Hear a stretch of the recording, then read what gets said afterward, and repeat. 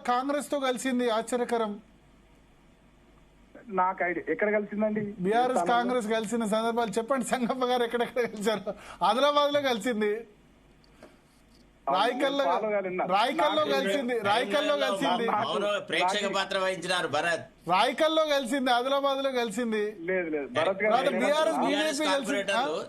భరత్ గారు, యా, ఒక ఇద్దరు ముగ్గురు ఇట్లా ముందు టికెట్ల కోసం కాంగ్రెస్ లో ట్రై చేసి అక్కడ ఇవ్వకపోతే బీఆర్ఎస్ లోకి వచ్చి టికెట్లు తీసుకున్నారు. వాళ్ళు పోయి అక్కడ కలిసింది తప్ప లేదు. మొత్తం రాయకల్లో మొత్తం ముగ్గురు కలిసారు. రాయకల్లో చైర్మన్, వైస్ చైర్మన్ తీసుకున్నారు మొత్తం. రేపు క్రాస్ చెక్ చేసుకోండి, మీకు చాలా మంది వాళ్ళే. నేను అనేది రాయకల్లో, ఆదిలాబాద్ లో మొత్తం మంది కలిశారు.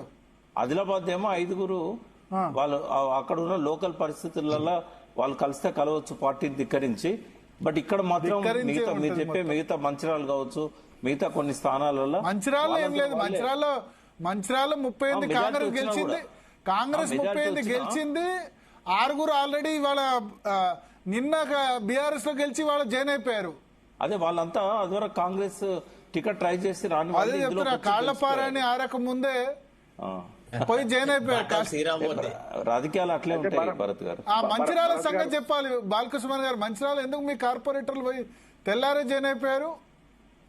అంటే మంచిర్యాలకు సంబంధించి నేను అది ఫాలో కాలేదు. నాకు వాళ్ళు పోయిన వాళ్ళు ముగ్గురు కూడా ఎలక్షన్ల అప్పుడు వచ్చారు. వాళ్ళు ప్రకాశం ఏమంటా ఒక్క నిమిషం. అయితే మాకు చెన్నూరు, కేతన్పల్లి 2 మున్సిపాలిటీలకు సంబంధించి నేను ఫుల్ ప్లేట్ కాన్సన్ట్రేట్ చేసినాను. అక్కడ మా దివాకర్ రావు గారు చూసినారు. సో అక్కడ ఉండేటటువంటి పరిస్థితులు, ఒత్తిళ్లు, మంచిర్యాల ఏ రకంగా ఉంటుందో మీకు తెలుసు. దానివల్ల ఏం జరిగిందో అదేందో నేను ఫాలో కాలేదు. కానీ నేను ఒకటి మాత్రం చెప్తా ఉన్నా, కాంగ్రెస్ పార్టీలో కలవడానికి, కాంగ్రెస్ పార్టీలో కొనసాగడానికి, కాంగ్రెస్ పార్టీలో ఉండడానికి ఇప్పుడున్న పరిస్థితులలో ఎవరు ఇష్టపడరు. అధికార పార్టీ కాబట్టి బెదిరించో, భయపెట్టో, ప్రలోభాలకు గురి చేసో ఏదో రకంగా వాళ్ళు ఏమైనా చేసుకుంటే అక్కడక్కడ చేసుకుంటుండొచ్చు. కానీ ఇవాళ మా పార్టీ కేంద్ర రాష్ట్ర ప్రభుత్వాల మీద, కేంద్రంలో ఉన్న బీజేపీ మీద, రాష్ట్రంలో ఉన్నటువంటి కాంగ్రెస్ మీద డెఫినెట్ గా మా ఫైట్ కొనసాగుతుంది, మా పోరాటం కొనసాగుతుంది. Our stand is very clear. ఎక్కడో ఒక చోటనో 2 చోటనో 1, 2, 3 చేరినంత మాత్రం అది పార్టీ విధానం కాదు కదా. రాయకల్లో కాంగ్రెస్ మద్దతుతో బీఆర్ఎస్ విన్ను, అమన్గల్ నర్సాపూర్ లో బీజేపీ మద్దతుతో కాంగ్రెస్ విజయం. భరత్ గారు మంచిర్యాలది ఒక విశిష్టమైన ఇదేంటంటే 48 మందిలో 25 మంది మున్నూరు కాపు. అచ్చా, 45 మందిలో ఇవాళ 13 మంది మున్నూరు కాపులు చైర్మన్ అయినారు. 2 corporation plus 2 corporation Munnuru Kapu, 13 మంది మున్సిపల్ చైర్మన్స్ కూడా మున్నూరు కాపు. కాస్ట్ కూడా కొంత పనిచేస్తుంది. వీళ్ళు అటు నుంచి ఇటు నుంచి అటు జంప్ చేయడానికి కొంత కాస్ట్ ఫ్యాక్టర్ కూడా ఉంటుంది. మనోడు చైర్మన్ అవుతుంటే ఇంకా నుండి ఏం చేస్తాం అని చెప్పి అట్లా లాక్కొని పోతారు. ఓకే.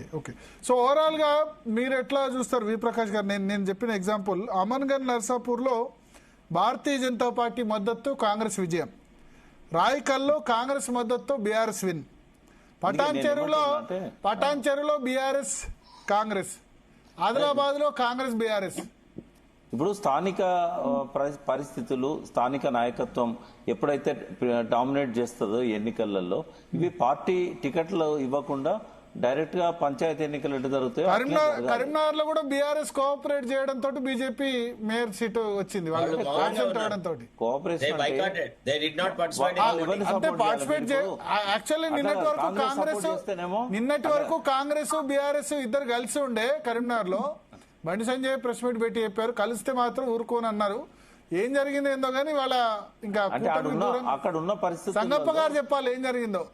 బీఆర్ఎస్ ఎవరికి సపోర్ట్ చేయాలి? మీరు ఎవరికి సపోర్ట్ చేయకుంటే చాలు అక్కడ. మరి అట్లే చేసింది కదా. ఇప్పుడు నిన్నటి వరకు కాంగ్రెస్ సపోర్ట్ అన్నారు, నిన్న కూడా అనలేదు. వాళ్ళ నిన్న క్యాంప్ లో ఉండే వాళ్ళంతా. ప్రకాష్ అన్న చెప్పిందంటే ఒకటి వాస్తవం, వాళ్ళు ఎవరికి సపోర్ట్ చేయాలని. కానీ వాళ్ళు నిన్నటి దాకా కాంగ్రెస్ సపోర్ట్ చేయడానికి సిద్ధమయ్యారు. వాళ్ళంతా మాట్లాడుకున్నారన్న విషయం ఆల్రెడీ మీడియాలో వచ్చింది.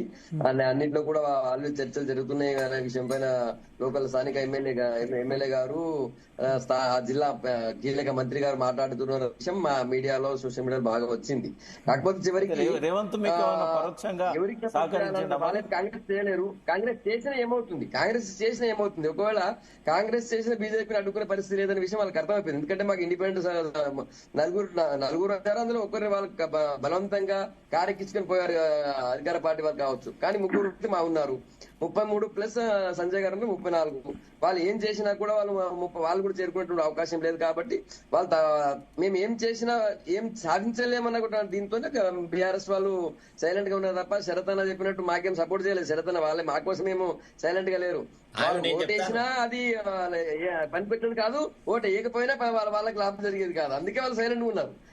మా కోసం ఏం సైలెంట్ గా లేరు. మమ్మల్ని వీలైనంత వరకు మమ్మల్ని అక్కడ బీజేపీ రాకుండా ఉండేందుకే ప్రయత్నం చేశారు. కానీ అక్కడ ఉన్నటువంటి పరిస్థితులు అక్కడ నంబర్ గేమ్ లో మేమే ముందున్నాం కదా. మేము 30 మంది ఉన్నారు ప్లస్ 3 మా ఇండిపెండెంట్ మాతో ఉన్నారు, మా కార్పొరేటర్ టీమ్ లో ఉన్నారు. ఆ టీం అంతా నేను చెప్పాను, ఇంత భరత్ చెప్పాను నేను. ఆ టీం అందరినీ నేనే కోఆర్డినేట్ చేశాను. కాబట్టి 33 మంది ప్లస్ ఫార్వర్డ్ బ్లాక్ ఆమె ఏం చేసింది లాస్ట్ కు? ఫార్వర్డ్ బ్లాక్ ఆమె ఏం చేసింది లాస్ట్ కు? ఏమైంది ఫార్వర్డ్ బ్లాక్ ఆమె లాస్ట్ కి ఏం చేసింది? ఆమె ముందు బీజేపీ కలిసిన తర్వాత కాంగ్రెస్ నన్ను కిడ్నాప్ చేశారు స్వచ్ఛందంగా అని చెప్పారు కదా, లాస్ట్ కి ఏం చేసింది ఫార్వర్డ్ బ్లాక్ ఆమె? మాకు ఓటేయలేదు, మాకు చేయలేపలేదు, మాకు ఓటేయలేదు. వేయలేదా? ఓకే, మాకు ఓటేయలేదు. ఎందుకంటే నిజానికి అదే చెప్పాను కదా, ఆమె భర్త మా కార్పొరేటర్ టీమ్ లో ఉన్నాడు. మరి సడన్ గా ఏమైందేమో ఆమె ఫోన్ స్విచ్ ఆఫ్ చేసింది. ఫోన్ ఎందుకు స్విచ్ ఆఫ్ చేసిందని మా వాళ్ళు అడగడానికి వెళ్ళారు. అప్పటికి అక్కడ ఒక పోలీస్ కార్ వచ్చింది. చాలా నేను మిమ్మల్ని ఇంటర్వ్యూ చేస్తున్నా, చాలా విచిత్రాలు జరిగాయి. ఏంటంటే భర్తనేమో నా భార్యను కిడ్నాప్ చేశారంటారు, భార్యనేమో నన్ను ఎవరు కిడ్నాప్ చేయలేదంటారు. అంటే భర్త ఒక పార్టీతో మాట్లాడుకున్నది, భార్య ఒక పార్టీతో మాట్లాడుకున్నారు. చాలా విచిత్రాలు కలిసాయి. మున్సిపాలిటీలో తండ్రి నన్ను ఎవరు కిడ్నాప్ చేయలేదని వాళ్ళు అంటారు, లేదు కిడ్నాప్ చేశారని వీళ్ళు అంటారు. ఇద్దరు చెరో పార్టీతో బేరం మాట్లాడుకొని జరిగాయి. అందుకనే ఈ కౌన్సిలర్ ఎన్నికలు direct elections is best. Warangal mayor గా అప్పుడు రాజేశ్వరరావు అయినారు, హైదరాబాద్ మేయర్ తీగల కృష్ణారెడ్డి.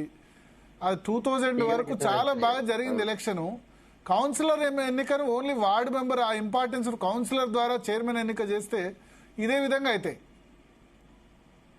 భరత్ గారు, నాకు తెలిసి ప్యానెల్ లో ఉన్నటువంటి పెద్దలందరూ కూడా, ఈ ప్యానెల్ లో ఉండే వాళ్ళందరూ కూడా ఇంటెలెక్చువల్సే కాబట్టి నీ వాదనని ఎవరు కూడా వ్యతిరేకిస్తారని అనుకోవట్లేదు.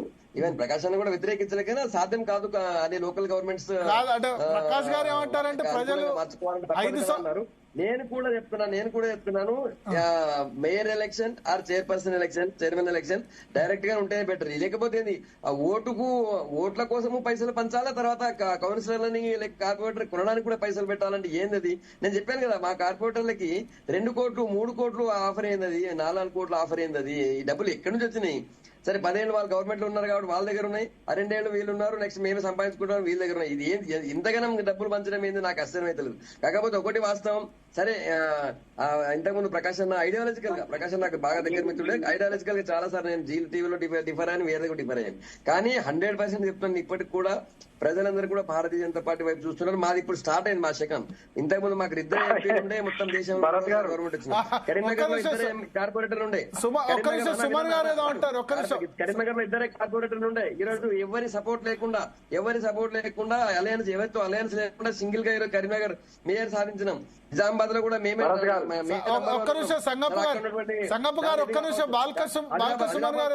ఆదిలాబాద్ లో ఎవరున్నారు?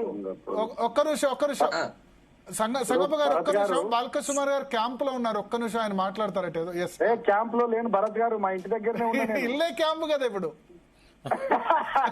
ఇల్లే క్యాంప్ కదా. లేదు ఇంట్లోనే క్యాంప్ పెట్టారు, ఎందుకంటే భద్రాచలంలో వాళ్ళు పోలీసులు రద్దు చేస్తే ఇంట్లోనే 14 మందిని పెట్టుకున్నారు, అంతేనా? అందరం భరత్ క్యాంపులో ఉన్నాం ఇప్పుడు. అయితే భరత్ గారు ఏంటంటే, మా ఇంట్లోనే ఉన్నాము, సిపిఐ వాళ్ళు 4, మేము 10 మంది మా ఇంట్లోనే ఉన్నాము. క్యాంప్ ఏం లేదు, మా ఇంట్లో మేము ఉన్నాము. అదే నేను అందుకనే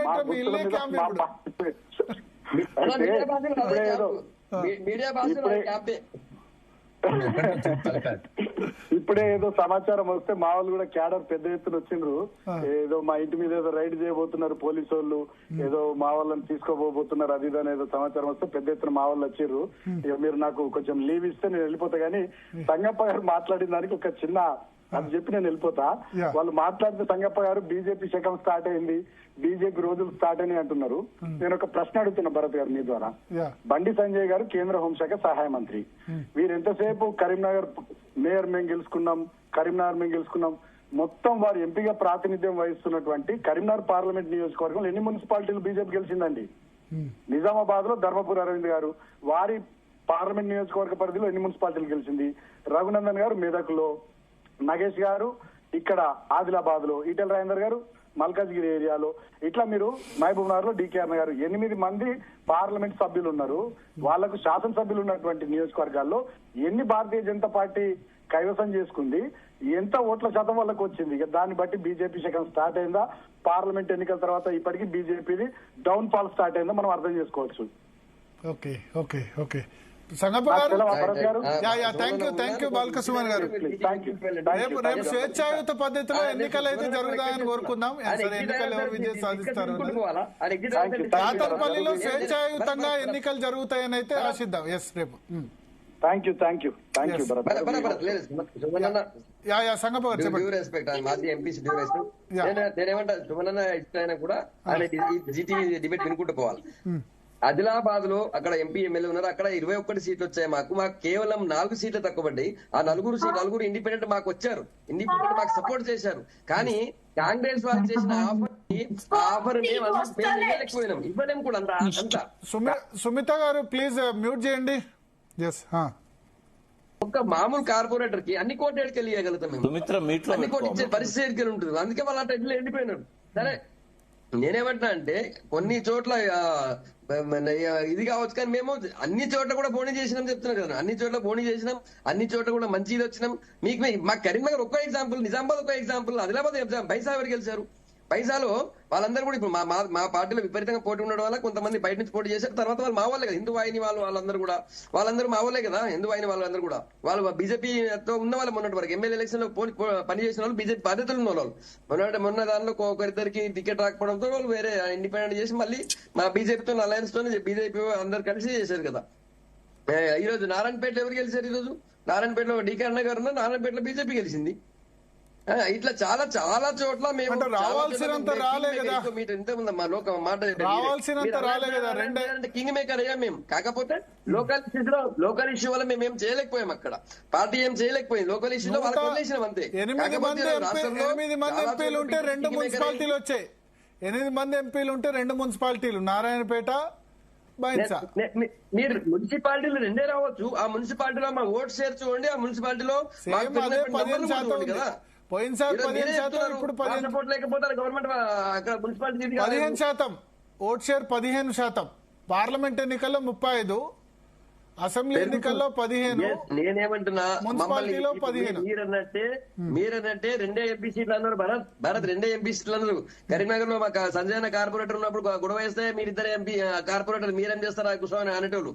ఈరోజు కరీంనగర్ మేయరే మాది, 2 కార్పొరేటర్ల మీరేం చేస్తారు కూర్చోండి అనేటోళ్ళు కదా. మాట్లాడడానికి కూడా మా అవకాశం ఇచ్చేటోళ్ళు కాదు కరీంనగర్ లో. ఈరోజు మేయరే మాది కదా. నిజామాబాద్ లో కూడా ఈరోజు మేమే కదా. నిజానికి సరే వాళ్ళు ఈరోజు ఎక్స్ అఫిషియల్ వేసుకొని, లేకపోతే ఎంఐఎం అన్నట్టు ఎంఐఎం తో బీఆర్ఎస్ కలిసి వాళ్ళు చేసుకోవచ్చు. నిజామాబాద్ ఆదిలాబాద్ లో ఎవరున్నారు ఈరోజు? ఒక డైరెక్ట్ ఇంత మీరన్నట్టు భరత్ జీటీవీ భరత్ సీఓ భరత్ ఆకాంక్షించినట్టు, లేకపోతే ఆయన చెప్పినట్టు ఒకవేళ అన్ని చోట్ల కూడా mayor and chairperson election direct జరిగితే చాలా చోట్ల బీజేపీ గెలిచే అవకాశం ఉంటుంది. ఈ నంబర్ గేమ్ లో వీళ్ళకి ఓట్లకి కొనడంలో మేము బీజేపీ వెనుకబడుతున్నాం 100%. అయినా కూడా సైద్ధాంతికంగా మేము బలంగా ఉన్నాం. మేము చాలా చోట్ల ముందుకు వచ్చాం. మీరు చూస్తే మీకు అర్థమవుతుంది కదా. మీకు కేవలం మీరు మున్సిపాలిటీ చూస్తున్నారు. ఆ మున్సిపాలిటీ పోయిన దగ్గర కూడా మేము బలంగానే ఉన్నాం కదా. ఆ మున్సిపాలిటీ పోయిన దగ్గర కూడా మాకు సీట్లు వచ్చినాయి కదా. భరత్ గారు, ఒకసారి కట్కం మృత్యుంజయం గారు జాయిన్ అయ్యారు సార్. మృత్యుంజయం గారు నమస్కారం. ఏమంటారు? మొత్తం కాంగ్రెస్ ఎగ్జిట్ అవుతున్నా, సారీ భరత్ ఎగ్జిట్ అవుతున్నా, మళ్ళీ లాస్ట్ జాయిన్ ఉండండి.